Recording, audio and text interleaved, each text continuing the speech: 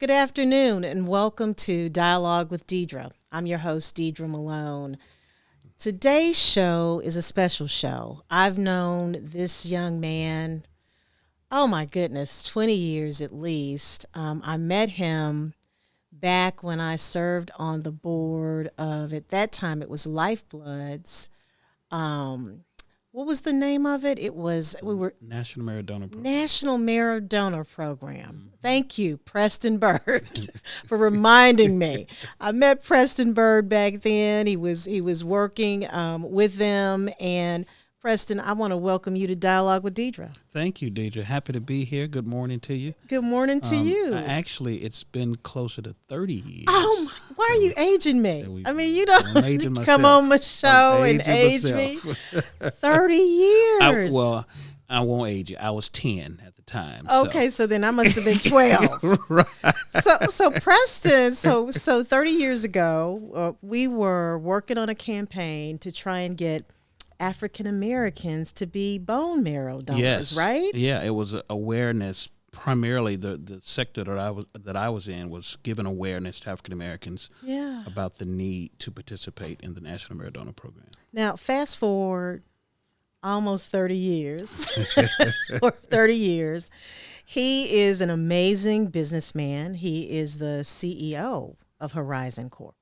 Yeah, managing partner of Horizon Companies, and we are in the real estate development space. How's that been? You know, I have been in this entrepreneurial space for, 25 plus years. And my wife has often said that my work is my mistress. She's my other woman. Yeah. She's No, my I other get woman. that. Yeah, she's my other woman. Yeah. So in terms of how has it been, it's like a marriage. There's ups and downs. There are good times. There are bad times. But all in all, I absolutely love it. The good, the bad, and the ugly. And I've experienced all, good, bad, and ugly. So what is it that gives you your greatest joy in being an entrepreneur?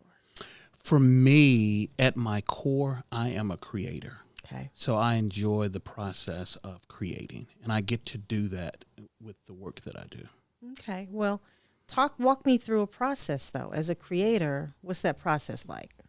So in this particular space, with this particular company, so we are in the real estate development space. We work with developing new construction apartment complexes, so from ground up.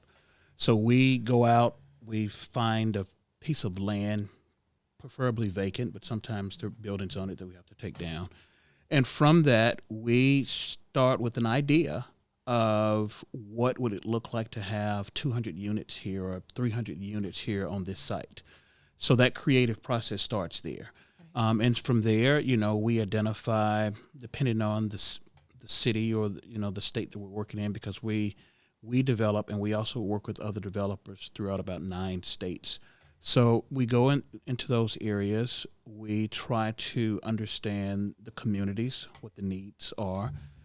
We get with architects and engineers in those areas, and we start that creative process on building out what that's going to look like. And so you've enjoyed this because you've been doing it now a while. Yeah, I've been in this space for 19 years now. This past May, we celebrated our 19th year in the real estate space. Talk to me about some of those developments. So the very first development that we did started in 2004. Okay. It's right here in Memphis. It was at the corner of Shelby Drive and Hacks Cross.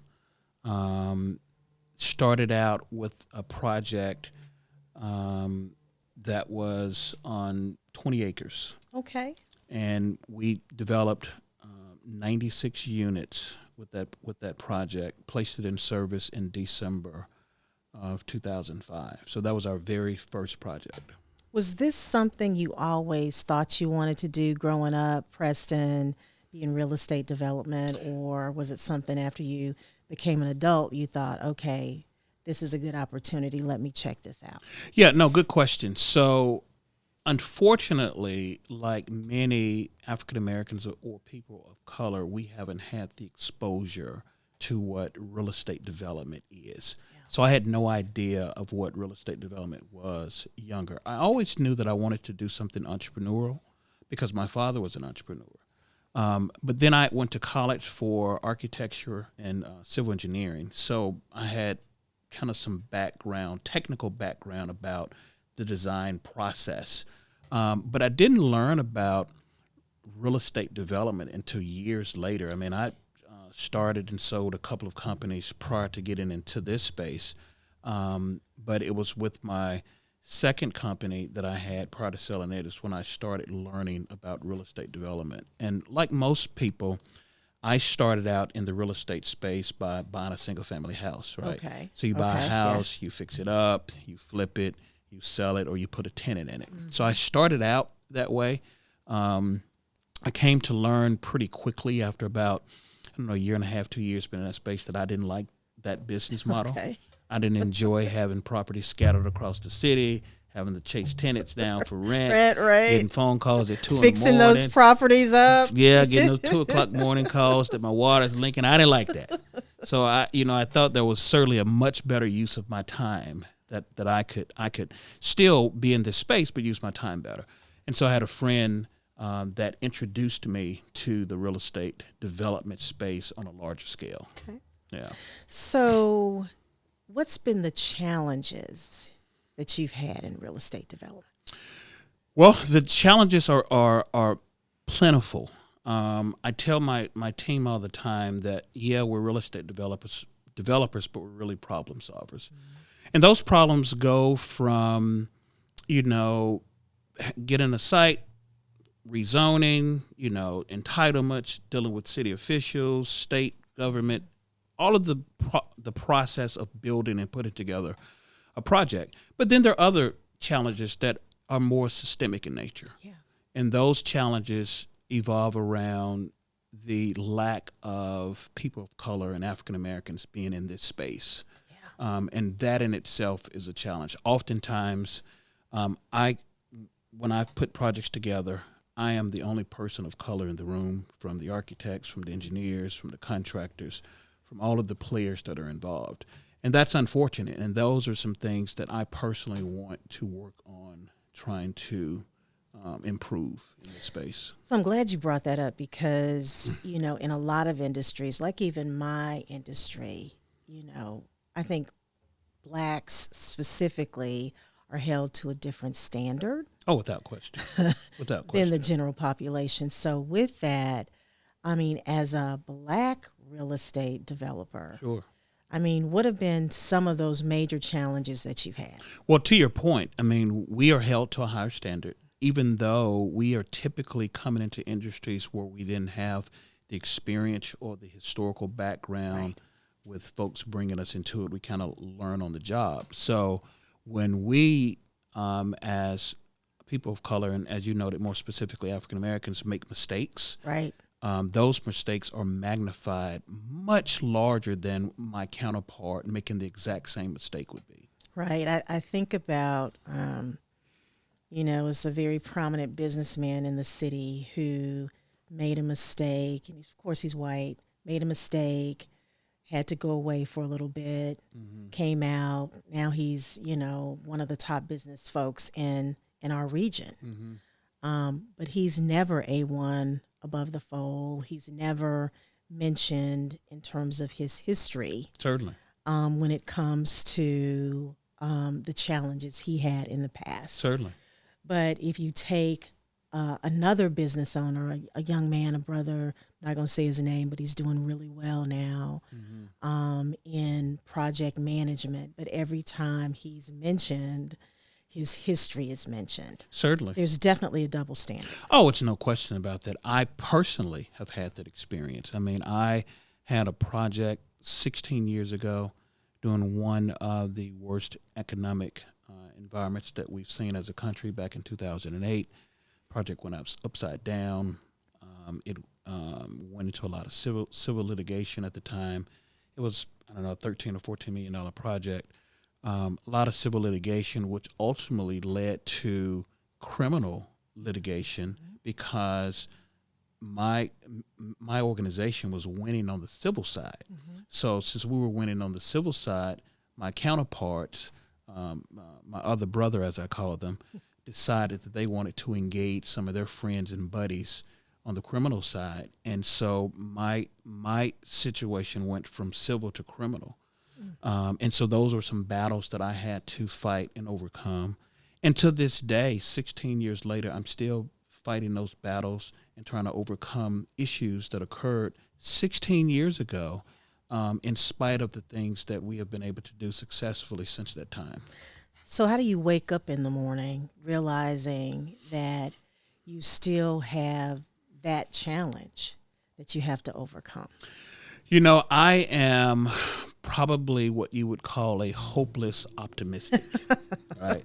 So I am incredibly optimistic about life, about who and what I am. I'm probably my greatest cheerleader. Good. I'm up every morning at 2:30, 3 o'clock every morning, even on the weekends. And what I'm doing during that time in the morning is I spend time in prayer and in meditation, and I focus on me. I focus on trying to determine how I can improve to be a better version of myself. So although I realize that those kinds of challenges exist, for me, the best way to overcome them is to continue to push forward and continue to do positive things in the community and continue to keep focus on my agenda. I think that is a real good testament, and that a lot of African Americans need to hear that, because sometimes when we're hit with challenges, that whole defeatism attitude takes over. Certainly. You get in the bed, you're in the bed for weeks, you just don't know how to pull yourself up and face the next day. You know, I've had challenges too, been A1 above the fold, and it wasn't true. But I got up because I know my character, Certainly. I know my self-worth. Certainly. But for some people, Preston, it's just hard. It is, and it really goes, in my opinion, to having that core rootness in spirituality. Yes, for me. That's absolutely. what works for me. And as you say, understanding who and what you really are. Yeah. You know, this may sound cliche, but I give myself 24 hours to deal with whatever issue it is. I will cry and moan and complain and go through all of that. But after 24 hours, the way that my mind is driven, I'm solution oriented. Yes. So how do we solve this? What's the next step? How do we fix this problem? And so I immediately move to how to solve the problem and what the next steps are. And that's typically how I deal with any challenge or issue that I'm faced with. You know, as people of faith, sometimes we're supposed to pray, leave it there, and move on. And sometimes it's hard. Oh, yeah. Because it's personal. It's personal. Especially when it's personal, it's hard. It's hard. Yeah. It's very hard. As I age, I think about that, and sometimes I'm like, okay, you just need to let God handle it. Nothing you can do about it right now. Sure. But I'm an October 29th Scorpio, so in the back of my mind, I'm like, there will be a day. Yeah. I'm going to let the Lord handle it right now, but there will be a day. Yeah. Right? I'm not Scorpio, but I am indeed a fighter. And I have learned as well to, as we say, turn the other cheek. But that is challenging to turn the other cheek, particularly when I have, as I call him again, my other brother. I have some other brothers that's attacking me right now. And a part of what I have to do, and what I've been doing, is to ignore it. But it becomes difficult to ignore when it gets louder and louder and louder. Right. And at some point, you have to make a decision on, how do you want to address this?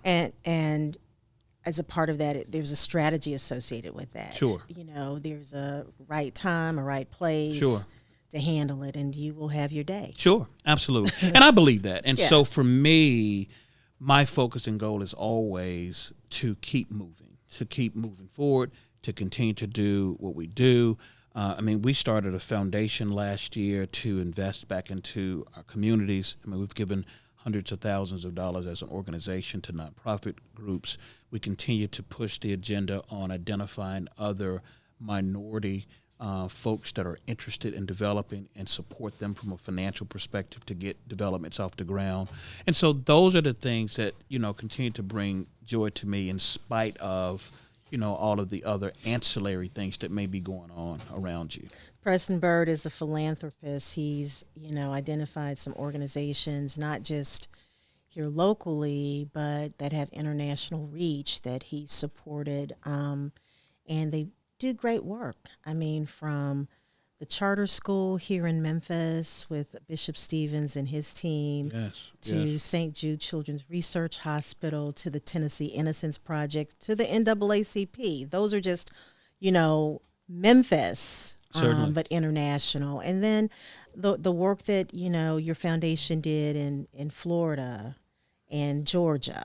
So, kudos to you for giving back. And we're excited about that kind of work. I mean, it means a lot to us. You mentioned Florida. We sent a, tractor load of goods and products to folks down in Sarasota, Florida that went through the storm. And we targeted, African-American communities that were being underserved even during the time of crisis. And so we supported, efforts for those families. And so those are the kinds of things that even when, people try to attack me or disparage my character, I know what it is that we're doing. Right. So I'm able to push past and move past those things. Well, talk to me about, because I know that you've, written a book. Yes. Now, Judith has told me that it's kind of high level. Okay. And I know that you take every opportunity to tell your story because you really want people to see how you can overcome challenges and be your best person. Certainly. And so talk to me about that journey. Yeah. So I wrote a book titled I Don't Rent, I Rent. Right. Kind of cliche, but it's because of the work that we do on the development side. I mean, we are owner-developers, so we build properties, we own them, and we rent to residents. And we typically work a lot with what we call affordable housing.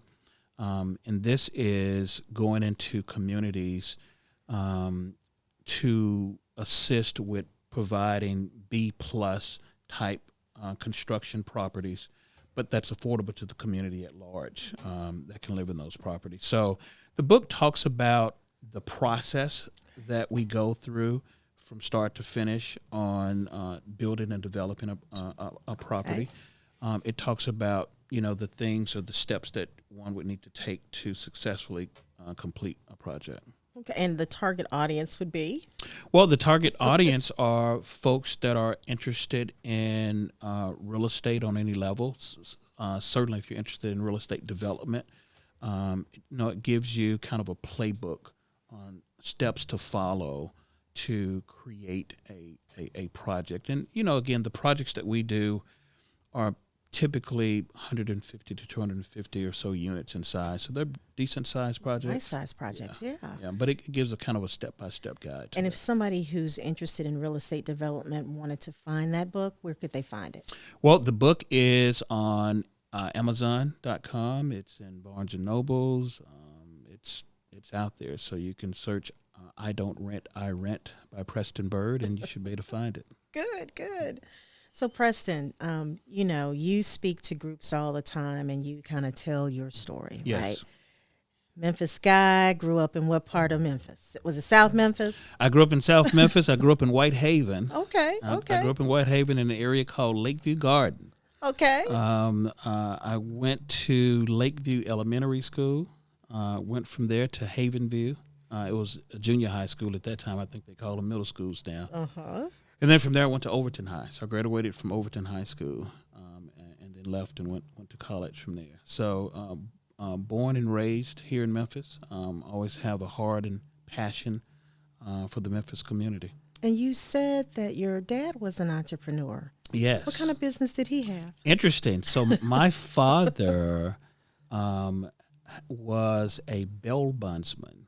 Oh. In the bail bonding business for, 40 plus years. Really? Yeah, and he is referred to as the godfather in that space because many of the bail bondsmen that came after him, he set them up and put them in business. That's wonderful. Yeah. Always a need for bail bondsmen. Right? That's right. You never know. Oh, my goodness. never know. I tell people all the time, I come from a family of entrepreneurs. My grandparents owned real estate company, a liquor store, and back in the day they called it a tavern, a club. So, and then my brother, the brother under me, Chip. His name is Austin. We call him Chip. Okay. So he's a mechanic by trade. So he owns rather a trucking company and some other small businesses. So it was always in my DNA. I just didn't know. Certainly.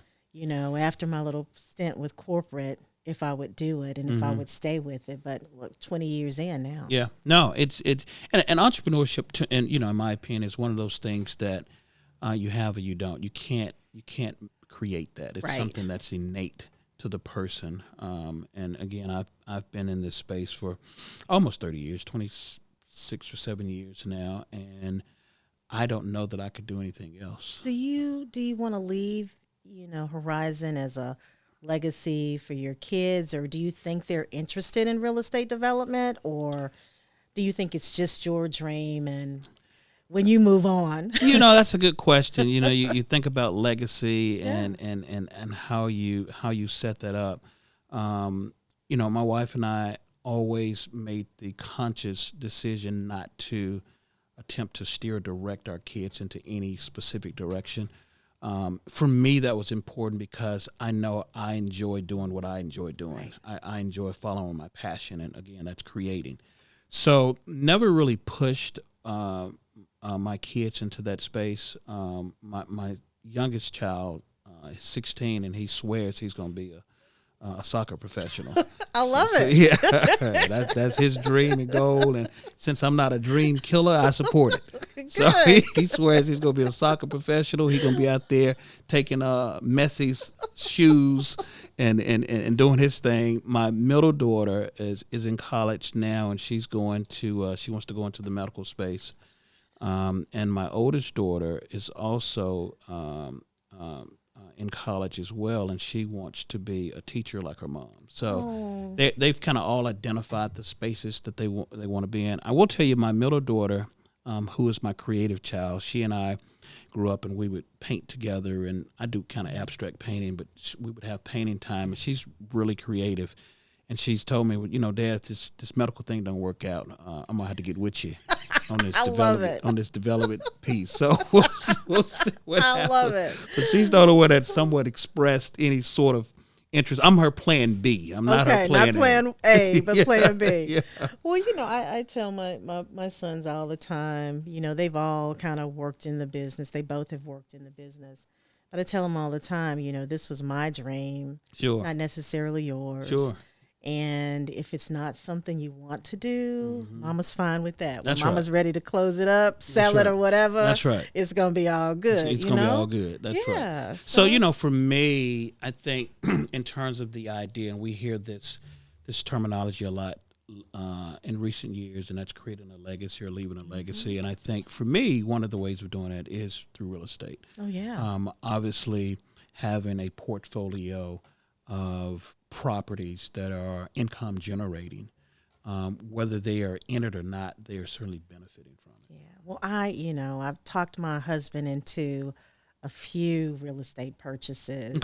Okay. This building, we own it. We finally paid it off. Okay, good. Congratulations. So thank you. And I think we bought it maybe about 7 years ago. Okay. So it's a new purchase. Okay, good. And a couple of other, we own some property in Orange Mound, but that's legacy. Yeah, that's right. Probably not going to do much with it. Maybe not put a house on it, but if the boys want it at some point, I just wanted to make sure that the folks who were next to my mother, that we own that space. Certainly. So because you want to manage who's around your family. Right, that's right. That's right. And when it comes to real estate, particularly the dirt, I mean, God's not creating any new dirt for us, at least on this planet. So not at all. There's value there in having it. So I'm that is one of my from an investment portfolio perspective. That is one of the pillars of assets that's important for me to have in my portfolio, and that's real estate. Good. Okay, so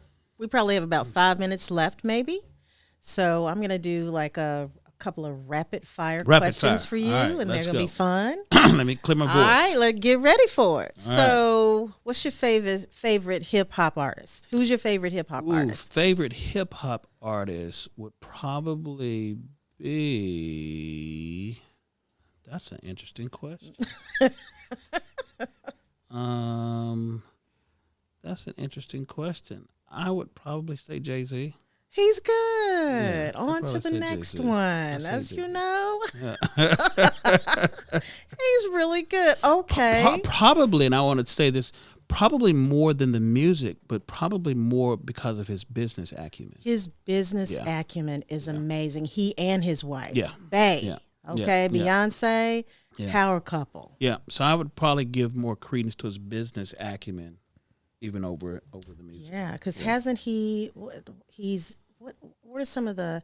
I know it was like a clothing line. There's a music. What does he own? Okay, audience. What does he own? What does he own, y'all? Jay-Z. Well, he has some ownership in a athletic franchise. Athletic franchise, but I thought it was like, there's Apple Music and then there's something else. Thank you. Yeah. Tidal. Yeah. Yeah.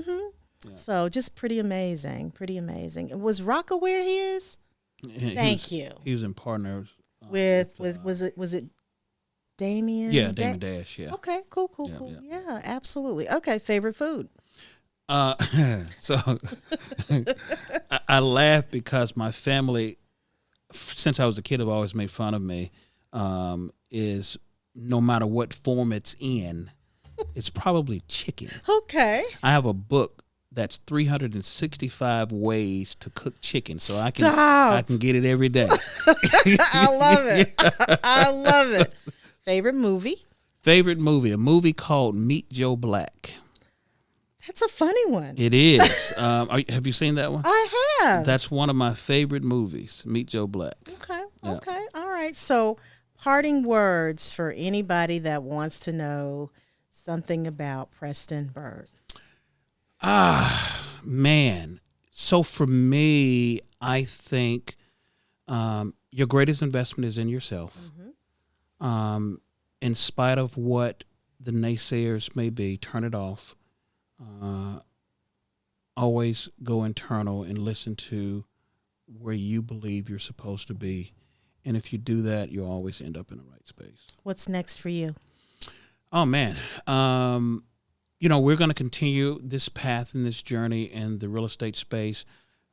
Next for me, something that I'm more excited about is growing up new developers, new minority developers, people of color, specifically African-American women developers.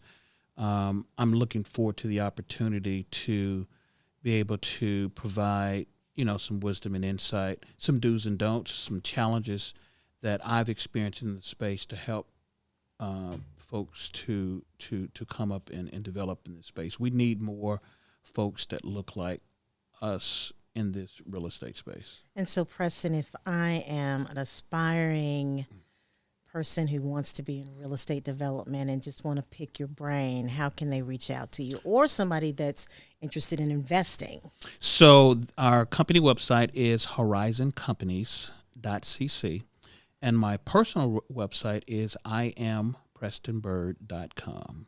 Okay, so you can reach out to the Preston Byrd. That's right. And he will definitely get back in touch with you. I can attest to the fact that Preston does wake up early because we email each other because I get up early too. So Preston, thank you so much for being on Dialogue with Deidre. Thank you for having me. Pleasure. Yeah, so excited to have you in the studio. I mean, we go back almost 30 years, a great guy, a philanthropist, a major businessman, and we absolutely adore you. So again, thank you so much for coming through. Thank you, Deidre. See you next week on Dialogue with Deidre.